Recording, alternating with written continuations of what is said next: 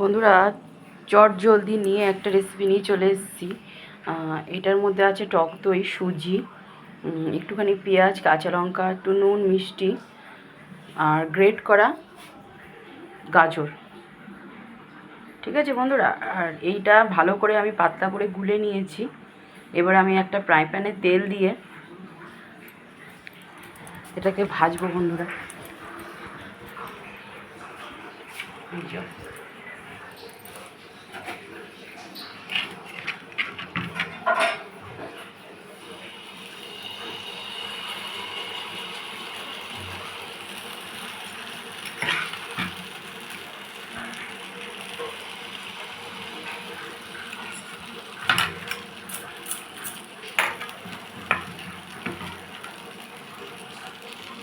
আর এর মধ্যে আছে কারি পাতা, শুকনো লঙ্কা, ফোড়ন, সর্ষে দিয়ে।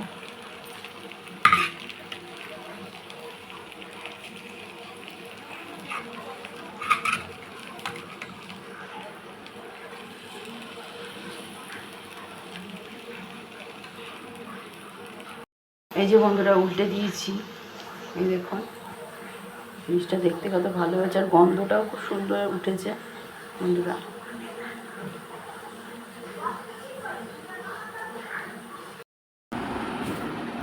এই যে বন্ধুরা দেখুন, দেখতে কত সুন্দর হয়েছে, আর আপনারা এটা খেতে খেয়ে এত ভালো লাগবে, আর ঝটপট হয়েও যায়। তবে হ্যাঁ বন্ধুরা, শুকনো লঙ্কা আর কারি পাতা, সর্ষে, এটা কিন্তু অবশ্যই ফোড়ন দেবেন। জানি না আমি বলেছি কি না, হয়তো বলেছি।